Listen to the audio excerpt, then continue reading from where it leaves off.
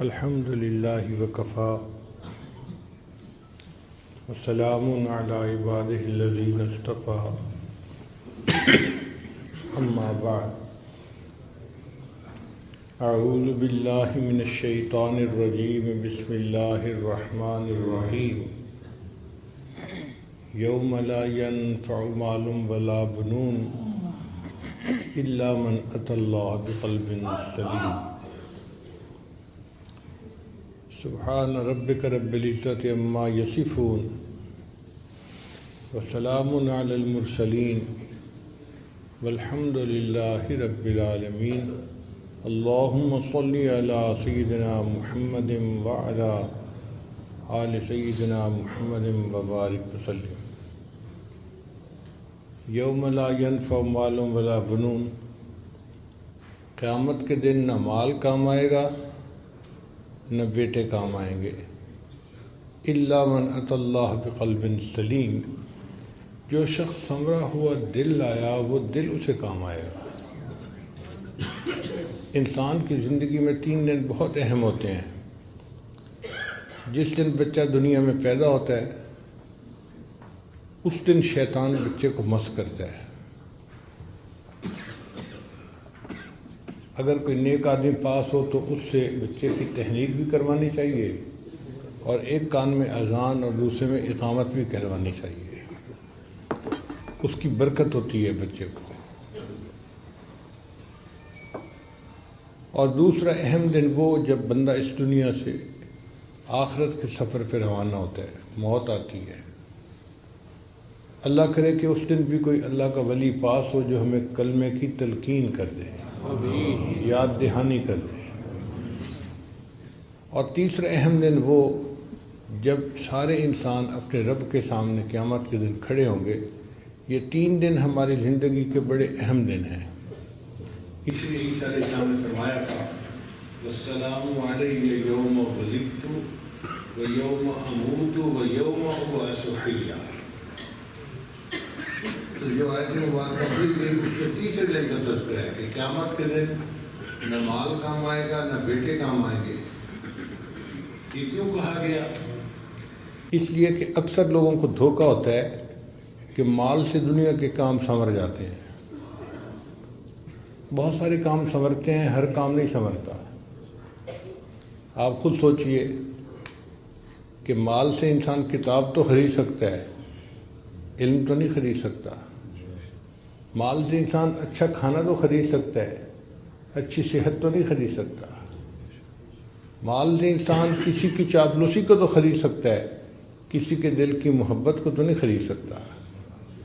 مال سے انسان اینک تو خرید سکتا ہے، بینائی کو تو نہیں خرید سکتا۔ تو دنیا میں بھی مال سے ہر کام نہیں ہوتا، اور آخرت میں تو کوئی کام ہی نہیں ہوگا مال سے۔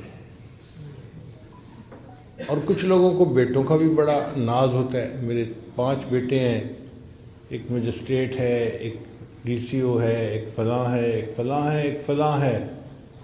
تو مطلب یہ ہوتا ہے کہ مجھے کوئی بھی مسئلہ ہوا تو بیٹے کام آئیں گے۔ تو اللہ تعالیٰ نے فرما دیا کہ قیامت کے دن کوئی بیٹا کام نہیں آئے گا۔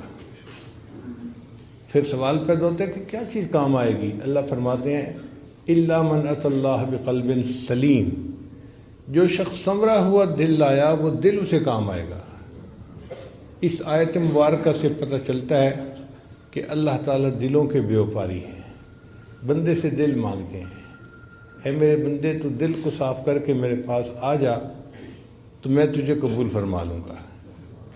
عجیب بات ہے، جس چہرے کو دنیا کے لوگ دیکھتے ہیں اسے ہم روز دھوتے ہیں، اور جس دل کو اللہ دیکھتے ہیں اس کو صاف کرنے کی فرصت ہی نہیں ہوتی۔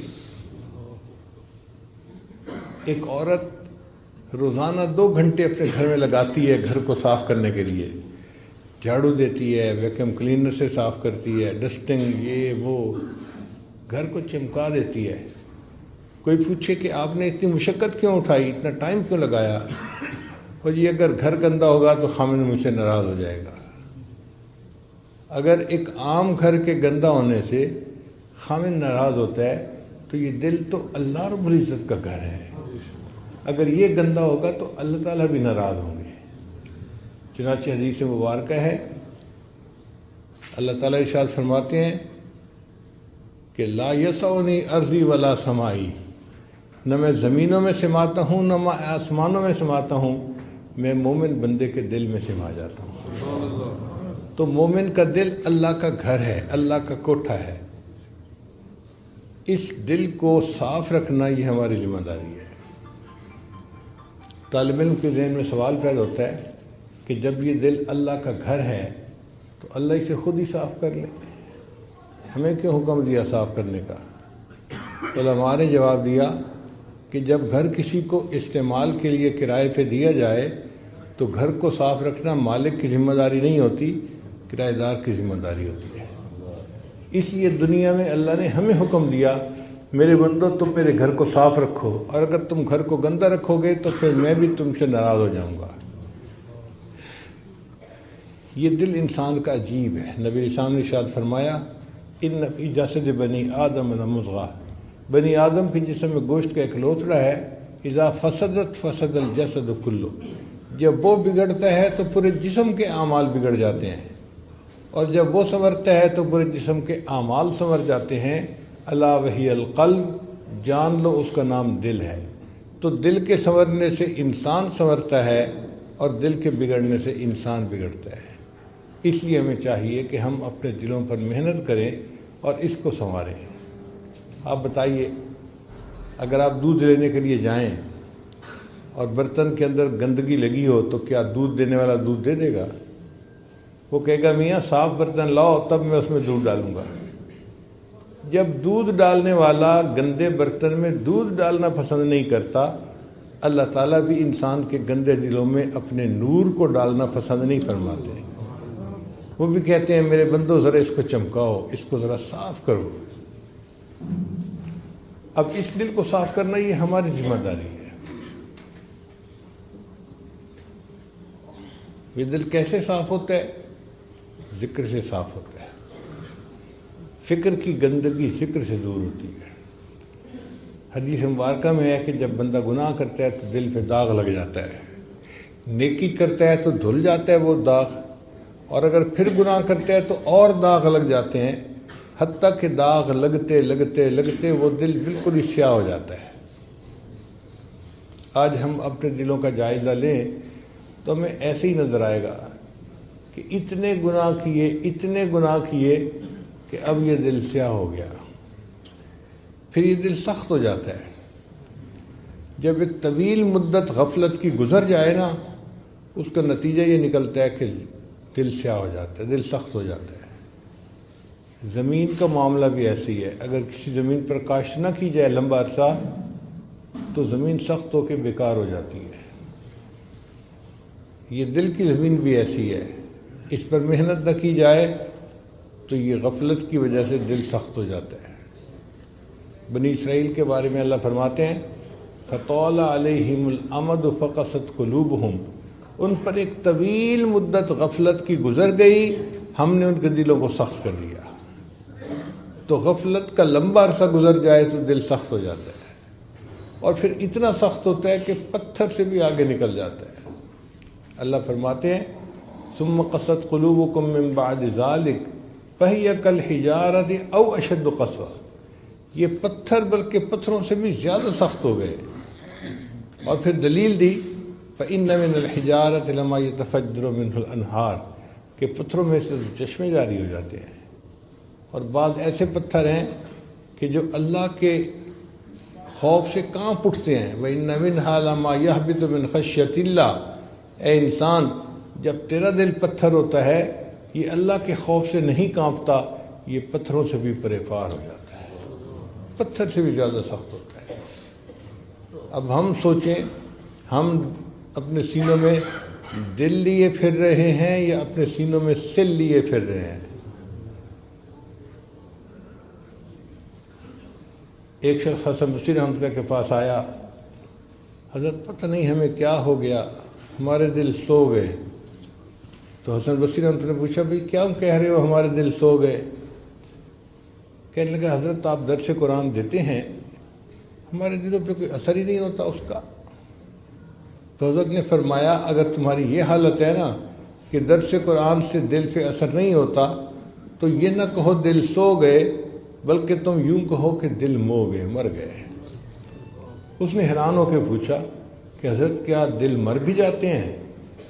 تو حضرت نے فرمایا ہاں، اگر کوئی بندہ سویا ہوا اسے جھنجھوڑا جائے وہ جاگ اٹھتا ہے، جو جھنجھوڑنے پہ نہ جاگے وہ سویا ہوا نہیں، وہ مویا ہوا ہوتا ہے۔ درس قرآن سنے بندہ اور پھر دل اثر قبول نہ کرے، یہ دل سویا ہوا نہیں، یہ دل مویا ہوا ہے۔ تو ہم اللہ سے یہ دعا کریں کہ اللہ ہمارے دلوں کو سنوار دے۔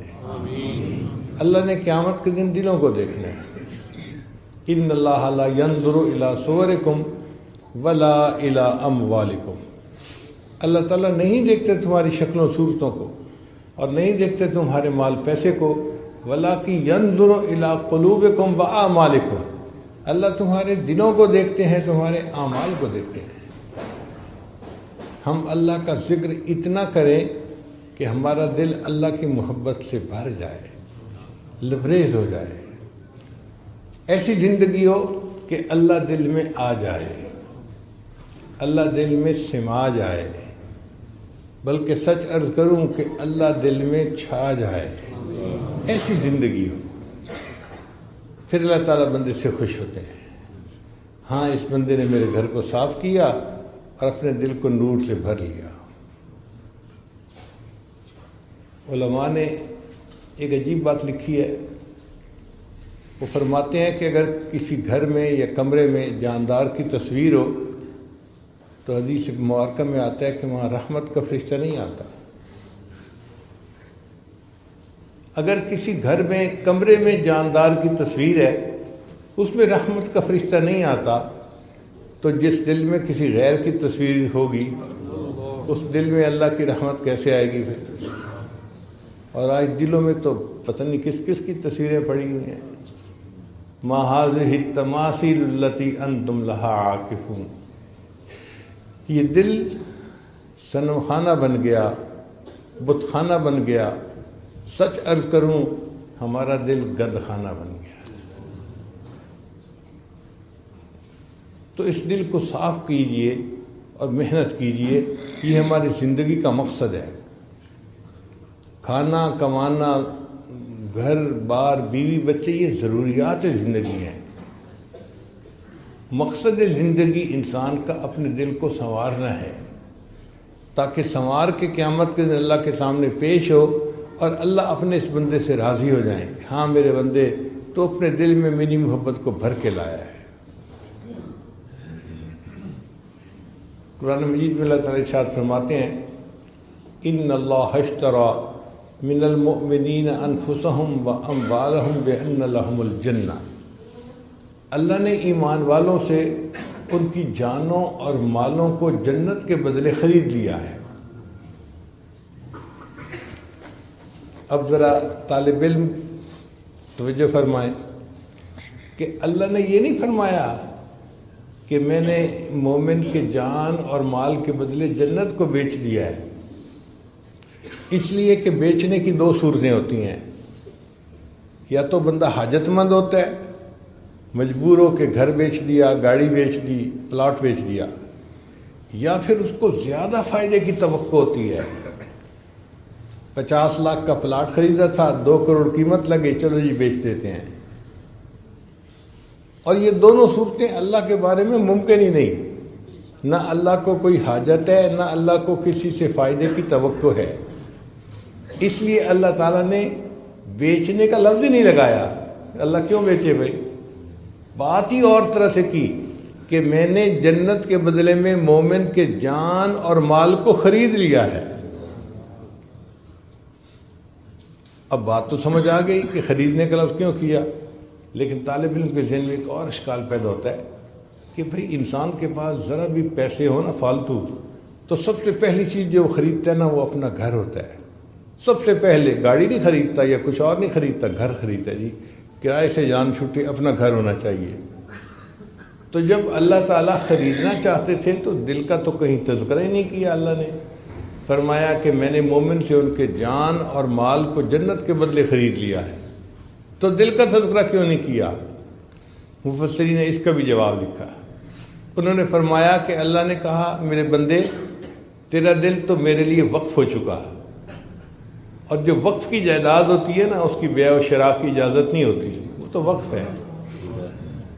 اب دل تو تمہارا تھا ہی میرے لیے وقف، اس کے بعد تمہارے پاس جان اور مال بچا تھا، میں نے اس کو بھی جنت کے بدلے میں خرید لیا ہے۔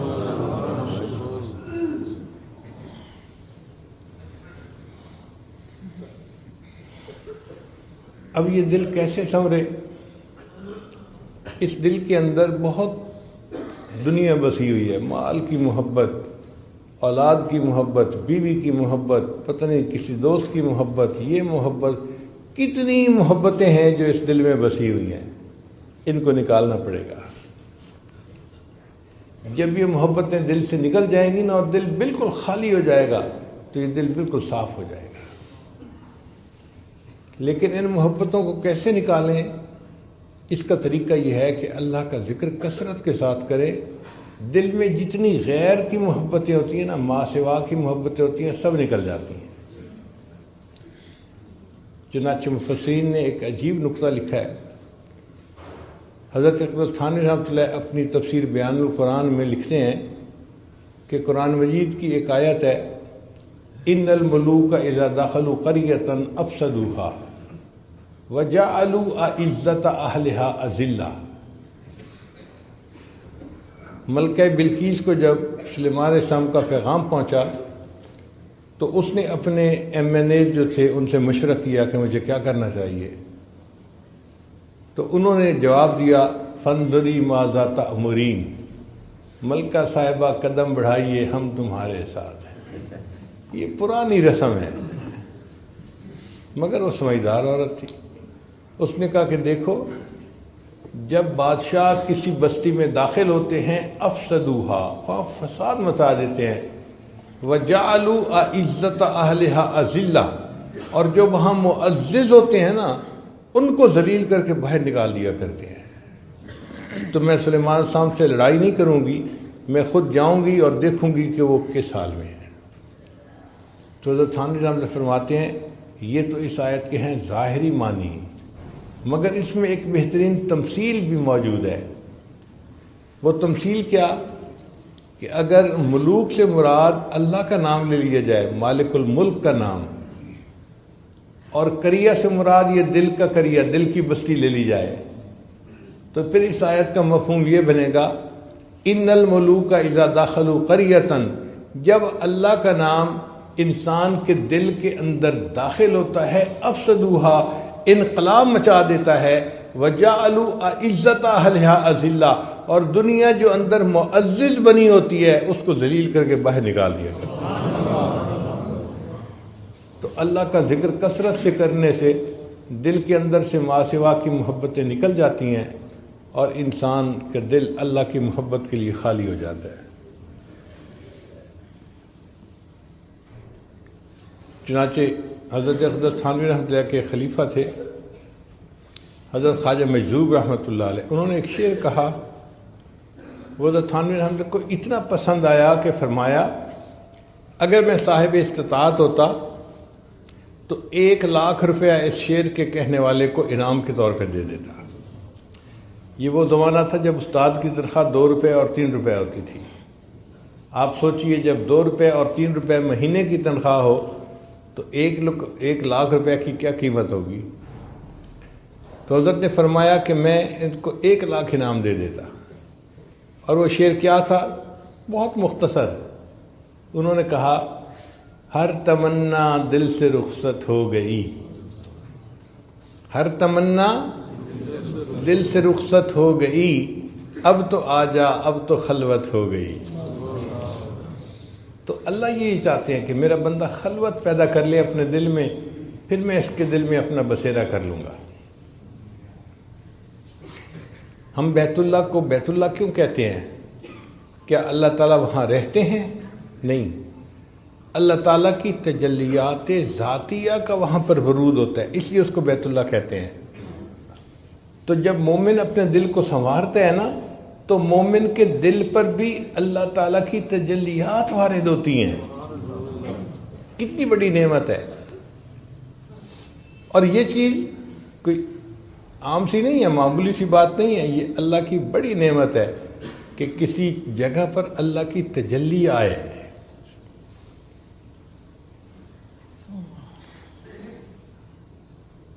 حضرت مفتی تقی عثمانی صاحب دامت برکاتہم کے اشعار ہیں، محبت کیا ہے دل کا درد سے معمور ہو جانا، متائے جاں کسی کو سونپ کر مجبور ہو جانا، قدم ہے راہ الفت میں تو منزل کی ہوس کیسی، یہاں پر عین منزل ہے تھکن سے چور ہو جانا، یہاں پر سر سے پہلے دل کا سودا شرط ہے یارو، یہاں پر سر سے پہلے دل کا سودا شرط ہے یارو، کوئی آسان نہیں ہے سرمد و منصور ہو جانا، بسا لینا کسی کو دل میں دل کا ہی کلیجہ ہے، دل کا کلیجہ سے مراد یہ دل کا ہی کارنامہ ہے۔ میں اس کو تھوڑا سا تبدیل کر کے یوں پڑھتا ہوں، بسا لینا کسی کو دل میں دل کا کارنامہ ہے، پہاڑوں کو تو بس آتا ہے جل کر طور ہو جانا۔ کوہتور کے اوپر اللہ کی تجلی پڑی تھی اور کوہتور کا وہ پہاڑ جل کر کوئلے کی مانند ہو گیا تھا۔ الحمدللہ اللہ تعالیٰ نے اس عاجز مسکین کو کوہتور پر جانے کی توفیق عطا فرمائی۔ ہم نے وہاں پر عجیب بات دیکھی، اتنی بڑی بڑی چٹانیں ہیں اور ان کو ایک انگلی پہ آپ یوں اٹھا سکتے ہیں، کوئلے کی طرح ہلکی جل کے ان کی یہ کیفیت ہو گئی تھی۔ اس لیے کہتے ہیں کہ کوہتور جل کے سرما بن گیا تھا۔ جبل دکا اس کا یہ حال تھا۔ تو کوہتور کیوں جل گیا؟ اس لیے کہ وہ اللہ تعالیٰ کی تجلی کو برداشت ہی نہیں کر سکا۔ تو دیکھیں کوہتور اللہ کی تجلی کو برداشت نہیں کر سکا، لیکن انسان کا دل اللہ کی تجلی کو برداشت کر لیتا ہے تو انسان کا دل پھر کتنا عظیم ہوا۔ کتابوں میں لکھا ہے کہ اللہ تعالیٰ جب کسی بندے سے راضی ہوتے ہیں تو بعض مرتبہ ایک دن میں 70 مرتبہ اس کو محبت کی نظر سے دیکھتے ہیں۔ اللہ تعالیٰ ایک دن میں اپنے بندے کے دل کو 70 مرتبہ محبت کی نظر سے دیکھتے ہیں اور بندہ اس تجلی کو برداشت کر لیتا ہے۔ یہ انسان کو اللہ نے کمال دیا ہے اور کسی چیز میں یہ کمال نہیں ہے۔ اس لیے انسان کا دل جو ہے یہ عظیم ہے۔ فرشتے بھی حیران ہوتے ہیں انسان کی عظمت کو دیکھ کے کہ یہ کیسا عظیم انسان ہے، اللہ کی تجلی کو برداشت کر جاتا ہے، اللہ کی محبت اس کے دل میں ہے، اس کا دل اللہ کی محبت سے بھر چکا ہے۔ اور جب دل اللہ کی محبت سے بھر جاتا ہے نا، پھر اعمال کرنے آسان ہو جاتے ہیں۔ آج تو ہم نمازیں پڑھتے پھرتے ہیں نا، جیسے بیگار ہوتا ہے کہ جی حکم حاکم مرگ مفاجات، اللہ کا حکم ہے لہذا نماز پڑھنی ہے، ٹکرے مارتے پھرتے ہیں۔ جب دل میں اللہ کی محبت ہوتی ہے پھر بندہ اس کو بیگار نہیں سمجھتا، بلکہ اس کو سبب لقائے یار سمجھتا ہے کہ میرے یار سے میری ملاقات ہو جاتی ہے۔ فجر پڑھتا ہے ظہر کا انتظار، ظہر پڑھتا ہے عصر کا انتظار، عصر پڑھتا ہے مغرب کا انتظار، اس کا دل انتظار کر رہا ہوتا ہے۔ اس لیے نبی علیہ الصلوۃ والسلام فرمایا کرتے تھے، ارحنی یا بلال، بلال اذان دے میری آنکھوں کو ٹھنڈک پہنچا دے۔ تو نماز پڑھ کے مزہ آتا ہے، بندے کو لطف آتا ہے۔ ہم نمازیں پڑھتے ہیں ثواب کی خاطر، بھائی وقت ہو گیا اشراق کا، پڑھ لو، ایک حج ایک عمرے کا ثواب ملے گا، اور ہم لپک کے 2 رکعت پڑھ لیتے ہیں کہ جی ہمیں بھی ثواب ملے گا۔ لیکن جو اللہ کے عاشق ہوتے ہیں وہ ثواب کو نہیں دیکھتے، ان کو تو سواد مل رہا ہوتا ہے، وہ اس کی وجہ سے پڑھتے ہیں۔ حضرت مجدور رحمت نے فرمایا، بندگی سے ہمیں تو مطلب ہے، بندگی سے ہمیں تو مطلب ہے، ہم ثواب و عذاب کیا جانیں۔ بندگی سے ہمیں تو مطلب ہے، ہم ثواب و عذاب کیا جانیں، کس میں کتنا ثواب ملتا ہے، عشق والے حساب کیا جانے۔ جن کو اللہ سے محبت ہوتی ہے وہ ان ثوابوں کے پیچھے نہیں پڑتے، وہ تو اللہ کی محبت میں عبادت کر رہے ہوتے ہیں۔ ان کو جنت کی بھی پرواہ نہیں ہوتی، دوزخ کی بھی پرواہ نہیں ہوتی۔ مشہور واقعہ ہے کہ رابعہ بصریہ چلی تھی ایک ہاتھ میں پانی کا لوٹا لے کے اور ایک ہاتھ میں آگ لے کے۔ کسی نے پوچھا رابعہ کہاں جا رہی ہو؟ کہنے لگی کہ میں نے محسوس کیا ہے کہ لوگ اللہ کی عبادت کرتے ہیں یا تو جنت کی طلب میں یا جہنم کے ڈر کی وجہ سے، تو میں چاہتی ہوں کہ آگ سے جنت کو جلا دوں اور پانی سے جہنم کی آگ کو بجھا دوں، تاکہ ان کی وجہ سے عبادت کرنے کی بجائے لوگ اللہ کو راضی کرنے کے لیے اللہ کی عبادت کر لیں۔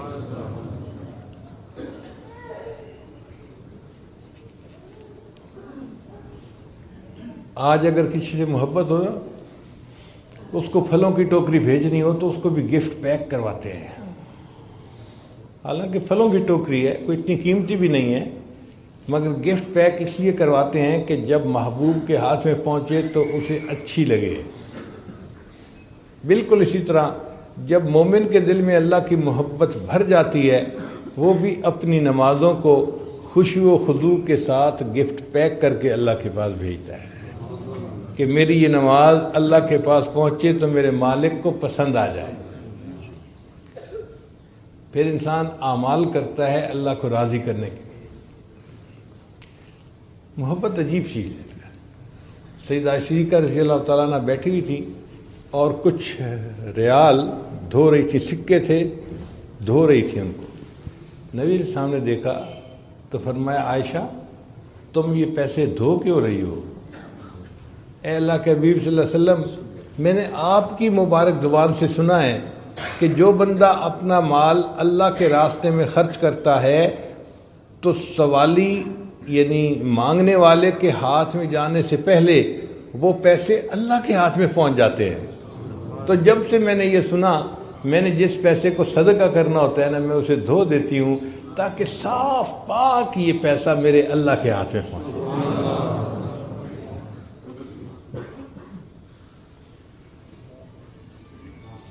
اللہ کی محبت میں زندگی گزارنا اس کا رنگ ہی الگ ہے، اس کا لطف ہی الگ ہے۔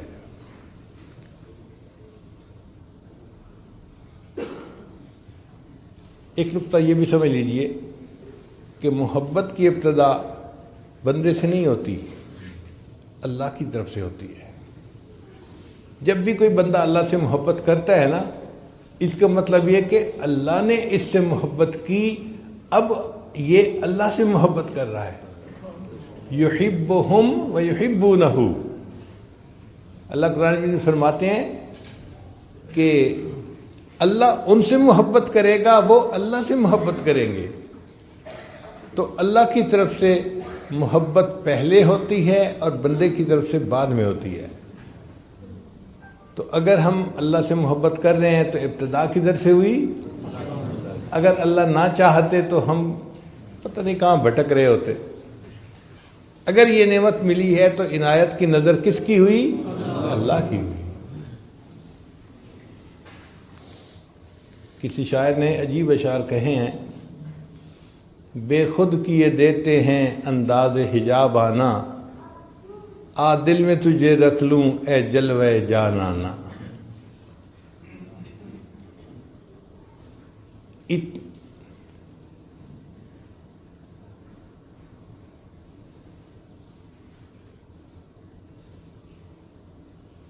اے اہل کرم مجھ پر اتنا تو کرم کرنا، جب جان لبوں پر ہو تم سامنے آ جانا۔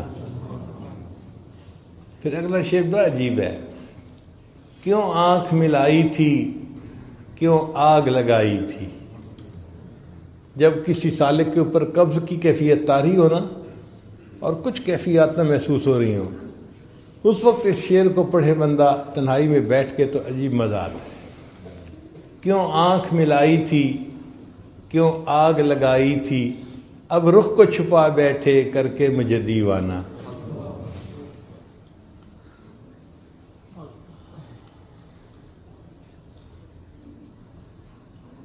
دنیا میں مجھے تم نے اپنا تو بنایا ہے، محشر میں بھی کہہ دینا یہ ہے میرا دیوانہ۔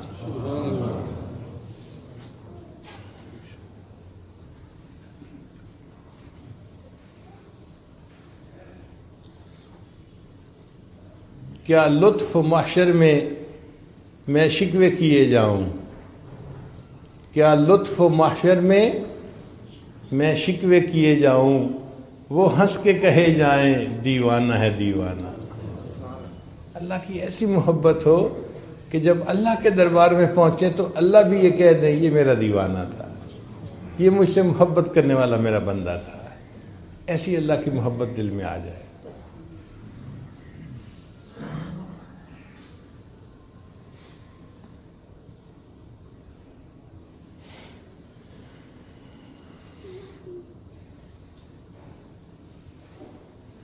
جن کو اللہ سے محبت ہوتی ہے نا، وہ پھر اللہ کے لیے سب کچھ قربان کرنے کے لیے تیار ہوتے ہیں، سب کچھ قربان کرتے ہیں۔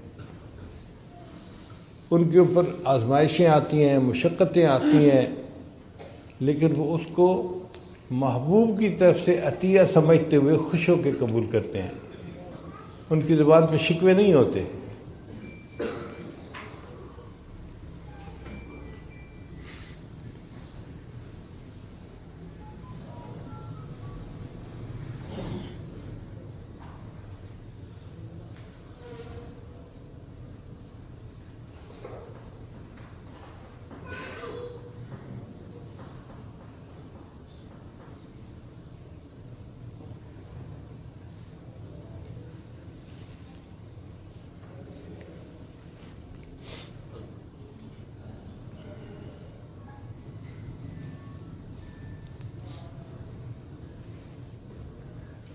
ہم جو اللہ تعالیٰ کے سامنے شکوے کرتے پھر رہے ہوتے ہیں نا، اس میں محبت کی کمی ہوتی ہے۔ ہم حقیقت کو سمجھتے نہیں، چھوٹی چھوٹی باتوں پہ شکوے کرتے ہیں، بچہ بیمار ہو گیا، یہ ہو گیا، فلاں ہو گیا، نوکری نہیں ملی۔ بھئی یہ روزمرہ کے معاملات ہیں۔ جس رب نے کائنات کو بنایا ہے اس رب کو کائنات کا نظام چلانے دو نا۔ کیوں یہ چاہتے ہو کہ ہماری مرضی سے سب کچھ ہو جائے؟ ہم کیا حقیقت رکھتے ہیں؟ ہماری کیا اوقات ہے؟ ٹھیک ہے، ہم نے دعا مانگی تھی، اس شہنشاہ کی مرضی چاہے تو قبول کرے چاہے تو قبول نہ کرے۔ ہم بندے ہیں تو بندے بن کے رہے نا۔ ہم پتہ نہیں اپنے آپ کو کیا سمجھنے لگ جاتے ہیں۔ عجیب بات ہے کہ دعا بھی مانگتے ہیں تو عجیب طریقے سے، اللہ میری بیٹی کو رشتہ مل جائے، میرے بیٹے کو نوکری مل جائے۔ جیسے صبح صبح فور مین آتا ہے نا اور ورکرز کو کام ذمہ لگاتا ہے، اکرم تم یہ کر لینا، اسلم تم یہ کر لینا، اور فلاں تم یہ کر لینا، فلاں تم یہ کر لینا۔ ہم بھی اللہ تعالیٰ کے ذمہ کام لگا رہے ہوتے ہیں۔ اس کو دعا کہتے ہیں؟ دعا تو یہ ہوتی ہے کہ انسان عاجزی کے ساتھ اللہ کے سامنے سراپا سوال بن کے مانگ رہا ہو۔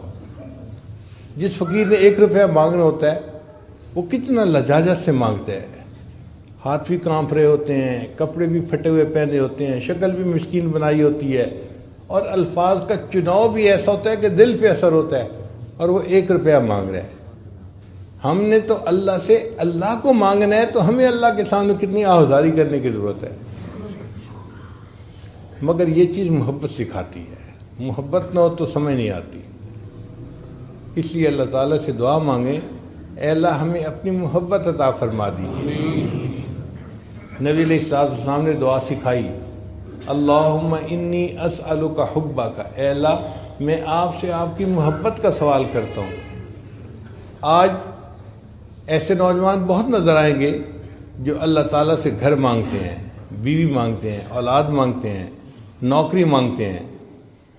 ایسے نوجوان بہت کم نظر آئیں گے جو رات کے اندھیرے میں اللہ کے سامنے بیٹھے رو رہے ہوں، اے اللہ میں آپ سے آپ ہی کو چاہتا ہوں، مجھے اپنی محبت عطا کر دیجیے، میرے دل کو اپنی محبت سے بھر دیجیے۔ اس طلب میں رکھنے والے نوجوان بہت کم ہیں۔ اس لیے ہمیں چاہیے کہ ہم اللہ کے طالب بنیں اور اللہ سے اللہ کی محبت مانگیں۔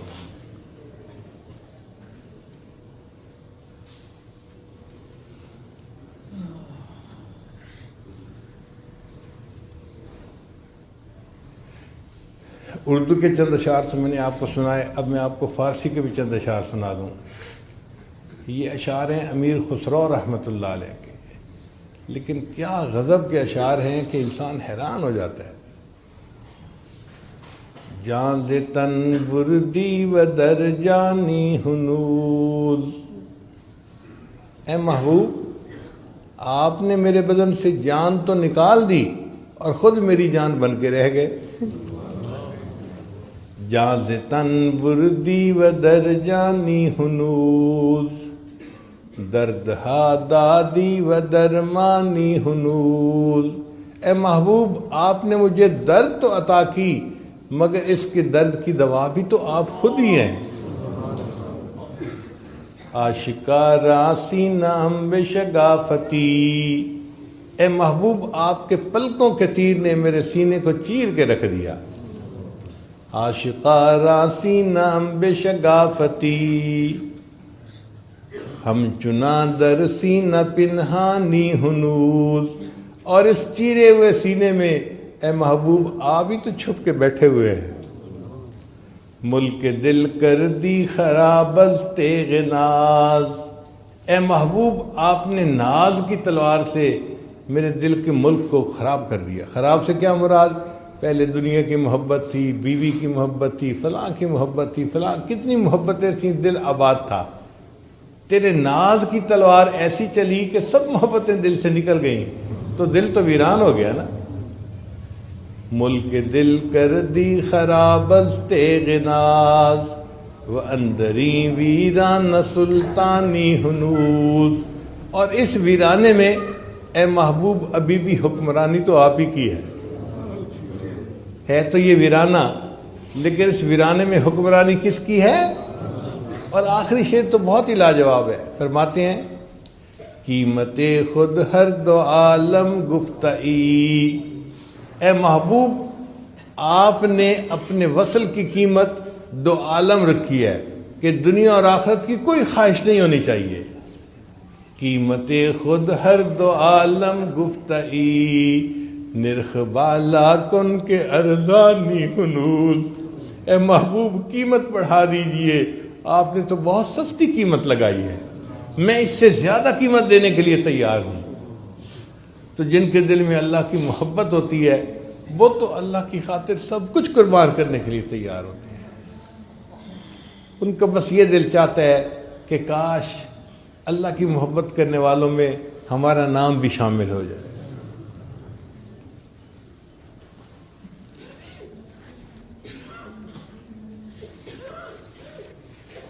جو اللہ سے محبت کرتے ہیں نا پھر اللہ بھی ان سے محبت کرتے ہیں. اور حدیث پاک میں آتا ہے کہ اللہ فرشتوں کی محفل میں بیٹھ کر ان کا تذکرہ کرتے ہیں. فرشتوں کی محفل میں تذکرہ کرتے ہیں، میرا یہ بندہ دیکھو نوجوان بھی پاس ہے، اگر چاہتا تو اس کے ساتھ وقت گزار سکتا تھا، لیکن یہ وضو کر کے مصلے پہ کھڑا ہوا تہجد پڑھ رہا ہے. مجھے اس بندے کی محبت پہ بہت ناز ہے.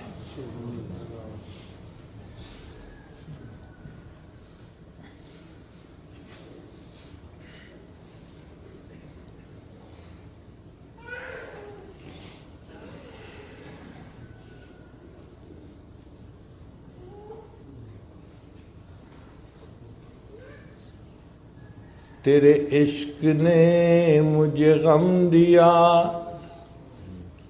تیرے عشق نے مجھے غم دیا، میرے غم کی عمر دراز ہو. یہ نہیں کہا کہ غم ختم ہو جائے. تیرے عشق نے غم دیا، اللہ میرے غم کی عمر دراز ہو جائے. تیرے عشق نے مجھے غم دیا، میرے غم کی عمر دراز ہو. وہ مقام آئے میرے خدا، میرے عشق پہ تجھے ناز ہو. ایسی کیفیت آ جائے اللہ کہ میرے عشق پہ آپ کو ناز ہو کہ میرا یہ بندہ مجھ سے کتنی محبت کرتا ہے، اور آپ فرشتوں کی محفل میں تذکرے کریں.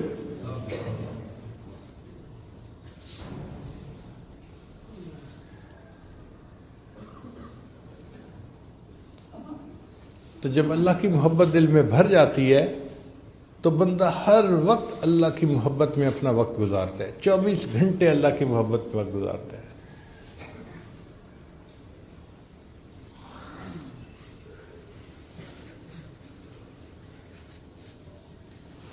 ایک بزرگ تھے حضرت شبلی رحمۃ اللہ علیہ، یہ تذکرۃ الاولیاء میں واقعہ لکھا ہوا ہے. ان کے سامنے کوئی اللہ کا نام لیتا تھا نا تو ان کی عجیب کرامت تھی، جیب میں ہاتھ ڈالتے تھے اور گڑ کی ڈلی نکلتی تھی، اس بندے کو گڑ کھانے کے لیے دے دیتے تھے. پھر دوسرے کی زبان سے اللہ کا لفظ نکلتا تو وہ اس کو گڑ کی ڈلی دیتے، ہر کسی کو گڑ کی ڈلی دیتے تھے. لوگ ان کے سامنے آ کے جان بوجھ کے اللہ کا نام لیتے تھے اور ان کو میٹھا کھانے کو مل جاتا تھا. تو کسی نے پوچھا شبلی آپ یہ کیا کرتے ہیں کہ جو اللہ کا نام لیتا ہے اس کو کھانے کے لیے گڑ کی ڈلی دیتے ہیں؟ تو شبلی رحمۃ اللہ نے جواب دیا جس منہ سے میرے محبوب کا نام نکلے میں اس منہ کو شرینی سے نہ بھر دوں تو اور کیا کروں. کیا محبت ہوگی اللہ کے ساتھ کہ جس منہ سے میرے محبوب کا نام نکلے میں اس منہ کو شرینی سے نہ بھر دوں تو اور کیا کروں. ہمیں بھی ایسی اللہ کی محبت ہو جائے نہ نصیب کہ اس محبت کی حرارت ہمارا دل محسوس کر رہا ہو. چنانچہ نبی علیہ السلام نے فرمایا، حدیث مبارکہ ہے، احب اللہ بکل قلوبکم، لوگوں اپنے پورے دل کے ساتھ اللہ سے محبت کرو. ہم اللہ سے محبت کرتے ہیں مگر ادھورے دل کے ساتھ، باقی آدھا کسی اور کے پاس ہوتا ہے.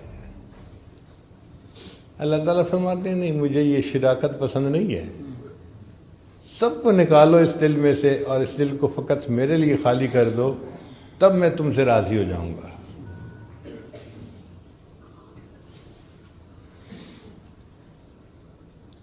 ایک شاعر تھے، انہوں نے عربی زبان میں کچھ اشعار کہے اللہ کی محبت میں. اردو فارسی سن لی تو اب ذرا عربی بھی سن لیجئے. واللہ ما طلعت شمس ولا غربت الا وانت فی قلبی ووسواسی. اے محبوب اللہ کی قسم نہ کبھی سورج طلوع ہوا نہ کبھی سورج غروب ہوا مگر میرے خیالوں میں تو ہی تو بسا ہوا تھا. واللہ ما طلعت شمس ولا غربت الا وانت فی قلبی ووسواسی ولا جلست الى قوم احدثهم الا وانت حدیثی بین جلاسی. اور محبوب کبھی میں دوستوں کی محفل میں نہیں بیٹھا مگر ان دوستوں کی محفل میں تیری ہی تو باتیں بیٹھ کے کر رہا ہوتا ہوں. ولا ہممت بشرب الماء من عطش الا رأيت خیالا منك في الكأس. اور محبوب سخت پیاس کی حالت میں کبھی میں نے پانی کا پیالہ نہیں پیا مگر اس پانی کے پیالے کے اندر میں آپ کی تصویر ہی تو دیکھ رہا ہوتا ہوں. کیفیت ہی ہو جاتی ہے بندے کی.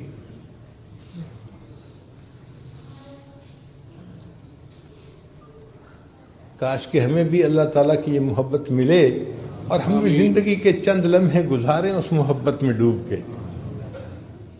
چند لمحے اگر وہ زندگی میں مل گئے نا تو ہمارا بیڑا پار ہو جائے گا.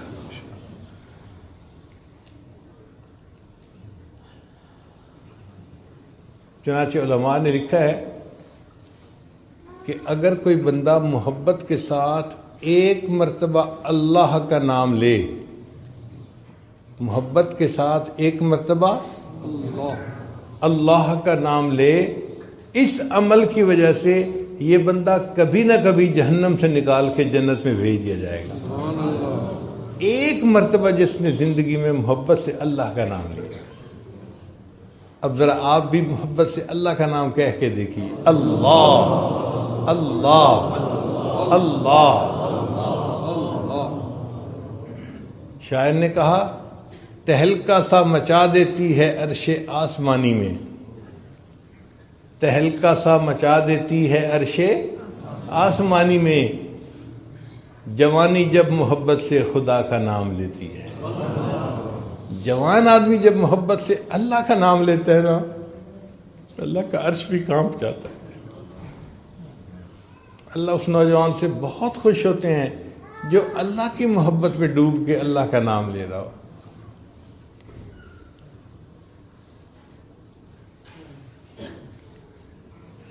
حضرت خواجہ غلام فرید رحمۃ اللہ علیہ کا پنجابی زبان کا کلام ہے، وہ بھی سن لیجئے۔ فرماتے ہیں ہور کہانی مول نہ بھاڑی، اور کوئی کہانی مجھے اچھی نہیں لگی۔ ہور کہانی مول نہ بھاڑی، الف ہی کو ہم بس وے میاں جی۔ اے میاں جی مجھے ایک اللہ کافی ہے، اس کے علاوہ کوئی کہانی مجھے اچھی نہیں لگتی۔ اور کہانی مول نہ بھاڑی، الف ہی کو ہم بس وے میاں جی۔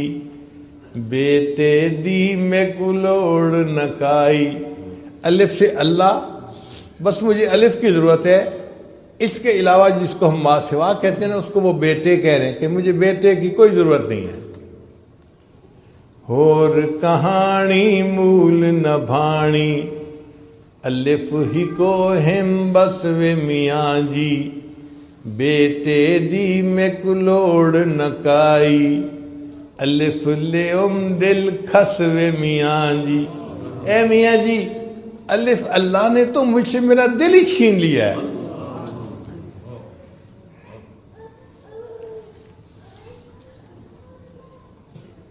عشقوں مول فرید نہ پھر سوں، اے غلام فرید میں اللہ کے عشق سے پیچھے نہیں ہٹوں گا۔ کوئی مجھے کہہ دے کہ تم چھوڑ دو اس کو تو میں نہیں چھوڑوں گا۔ عشقوں مول فرید نہ پھر سوں، روز نویں ہم چس وے میاں جی۔ اے میاں جی مجھے روز ایک نئی چس ملتی ہے اس اللہ کے ذکر میں کیوں اللہ کے ذکر سے پیچھے ہٹوں گا؟ تو ہمیں بھی اللہ تعالیٰ اپنی ایسی محبت عطا فرمائے۔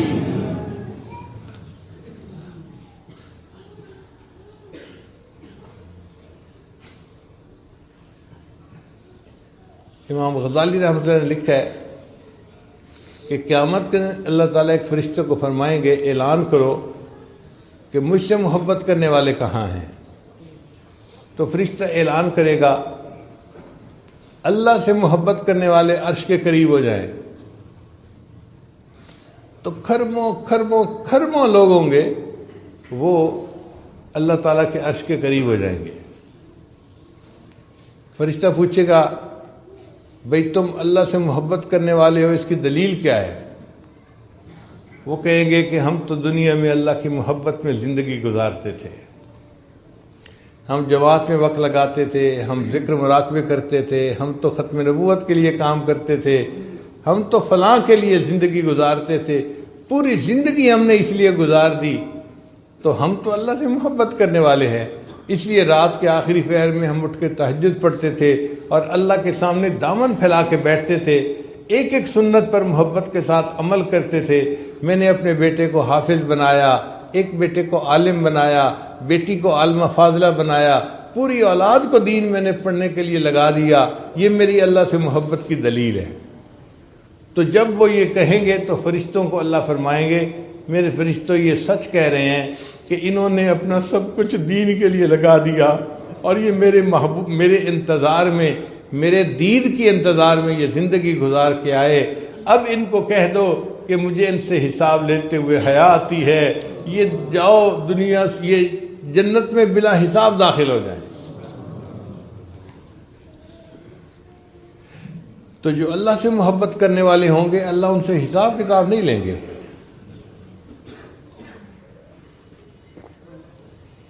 بلے شاہ رحمۃ اللہ کا ایک شعر سنیے، عجیب کلام کیا ہے انہوں نے، فرماتے ہیں کورے کاغذ کتاب نہ ہوں دے، اگر میں خالی کاغذوں کو جلد باندھ کے کتاب بنا دوں تو اس کو کتاب تو نہیں کہیں گے، اس پر تو ایک لفظ بھی نہیں لکھا ہوا، تو کورے کاغذ کتاب نہ ہوں دے تے سارے پھول گلاب نہ ہوں دے۔ سارے پھول گلاب کے نہیں ہوتے، کوئی کوئی پھول گلاب کا ہوتا ہے۔ کورے کاغذ کتاب نہ ہوں دے تے سارے پھول گلاب نہ ہوں دے، تے جے کر یاری لائیے بلیا تے یارہ نال حساب نہ ہوندے، اور اگر یاری لگائے تو بلے شاہ یاروں سے پھر حساب نہیں کیا جاتا۔ جو اللہ سے دنیا میں یاری لگائے گا پھر اللہ قیامت کے دن اس سے حساب کتاب نہیں کریں گے، فرمائیں گے میرے بندے بلا حساب جنت چلے جاؤ۔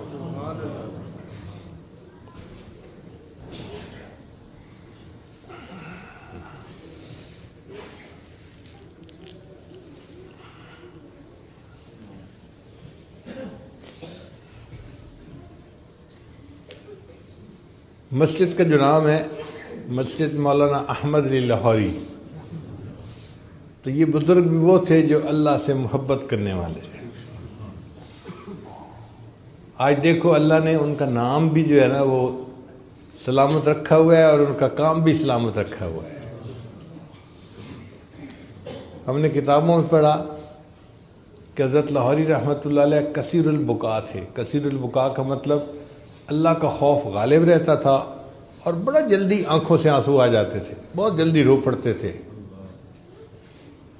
تو کثیر البکا تھے۔ تو کتابوں میں پڑھا کہ خواب میں کسی کو نظر آئے اور اس کو بتایا کہ جب میری اللہ کے سامنے پیشی ہوئی تو اللہ نے مجھے فرمایا احمد علی تم اتنا کیوں روتے تھے؟ احمد علی تم اتنا کیوں روتے تھے؟ تو حضرت فرمان لگے کہ میں تو اور رونے لگ گیا کہ میں نے سوچا من نوقش فی الحساب فقد عذب، جس سے سوال جواب شروع ہو گیا وہ تو پھنس گیا، اور مجھ سے پوچھنا شروع ہو گئے ہیں کہ تو کیوں روتا تھا، تو میں اور رو پڑا۔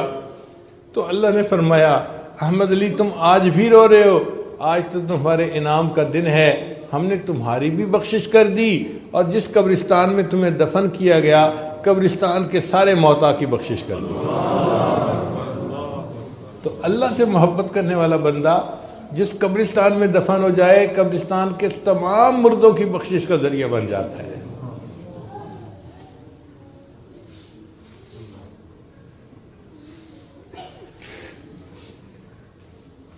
وآخر دعوانا ان الحمد للہ رب العالمین۔